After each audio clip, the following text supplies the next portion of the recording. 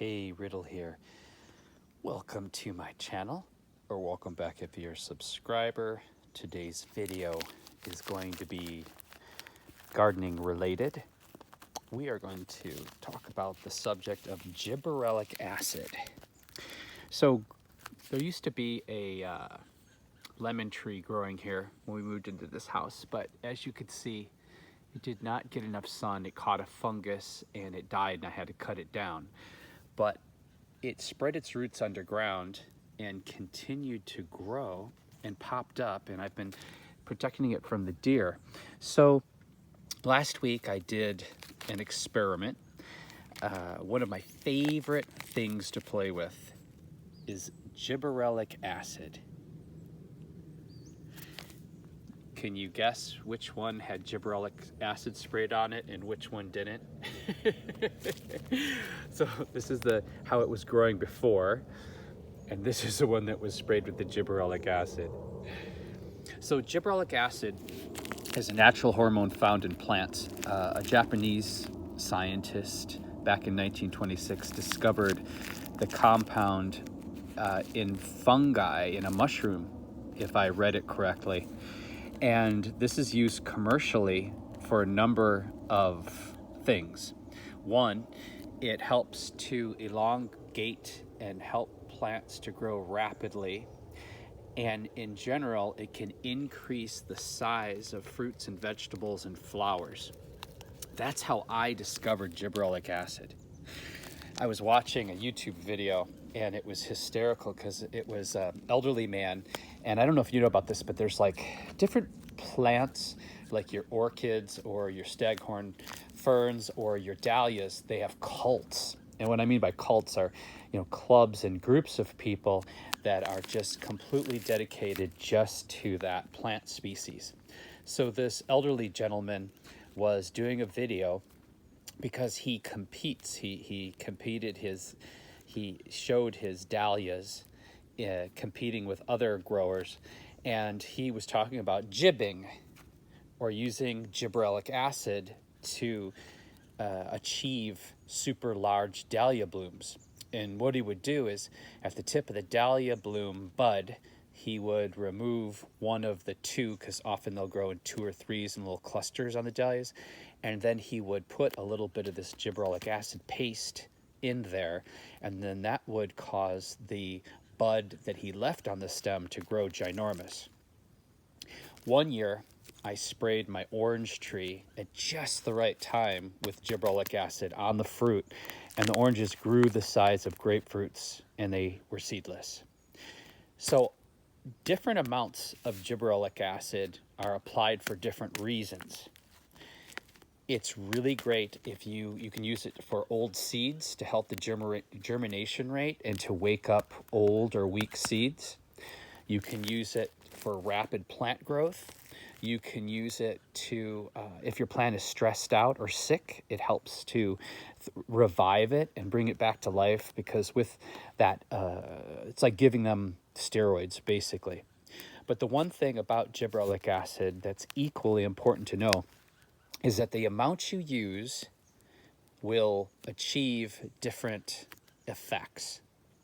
And you can't use it constantly. You can only use several, literally maybe 1 or 2 applications a year, because the plants do become immune to it.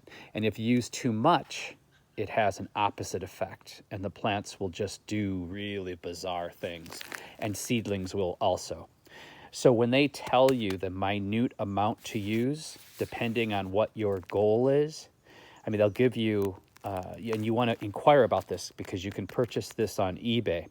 It comes in different strengths, and it comes water-soluble and non-water-soluble. Now, if you want to make your life easy, I suggest just getting the water-soluble. The non-water-soluble, though I've used it in the past, has to be dissolved in some kind of lanolin or some kind of fat, which means melting on the stove, and then some have to be dissolved in a high-grade alcohol, and it's, it just makes the whole process a little more difficult. And then that has to be introduced to water, and then you can spray it as a foliant onto the leaves. And that's what I did out in the garden here. We've had a chilly, a crazy cold winter. While everyone else is experiencing climate change and this warming, we have been here in Northern California, had a really cold winter. And I am just now starting to get small tomatoes.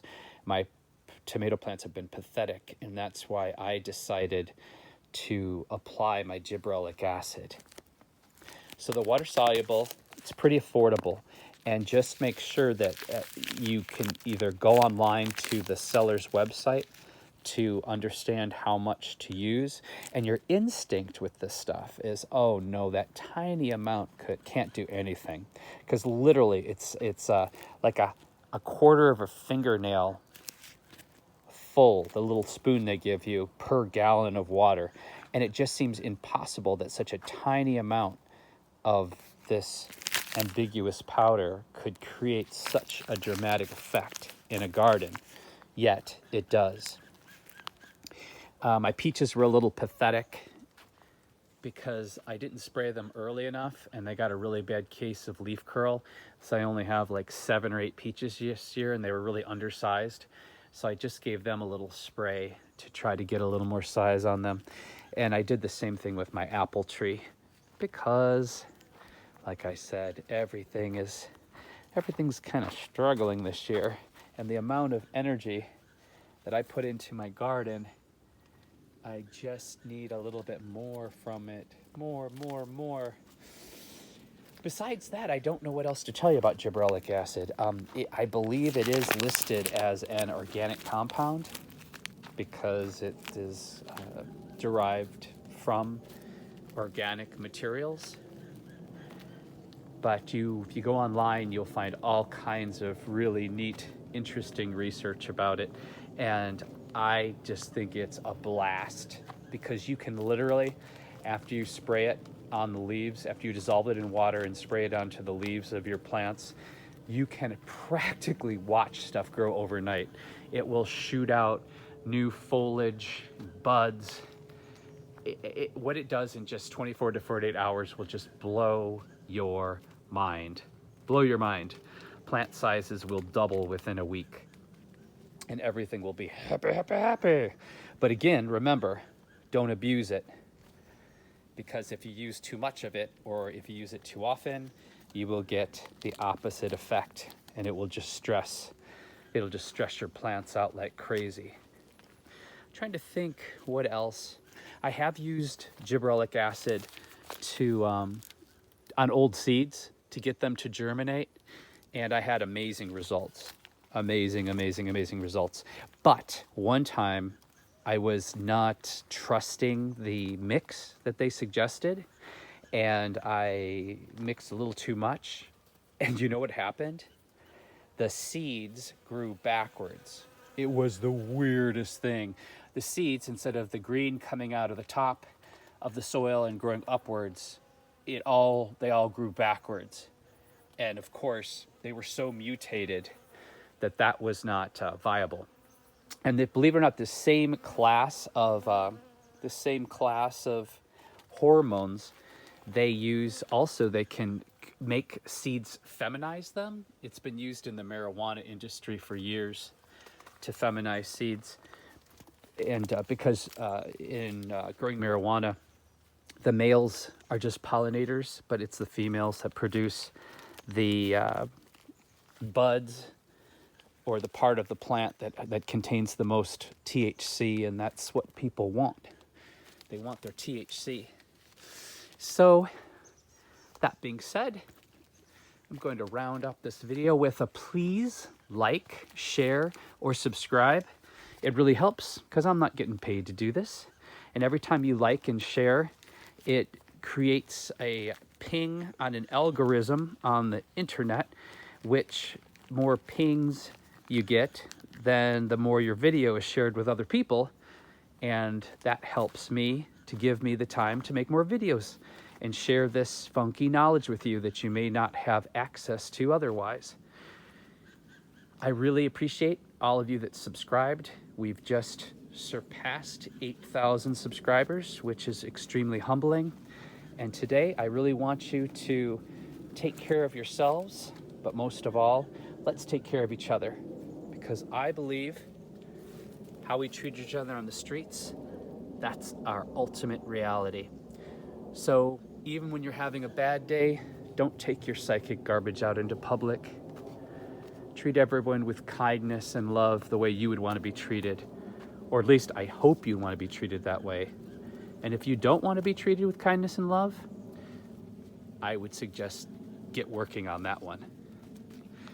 Take care. Bye for now.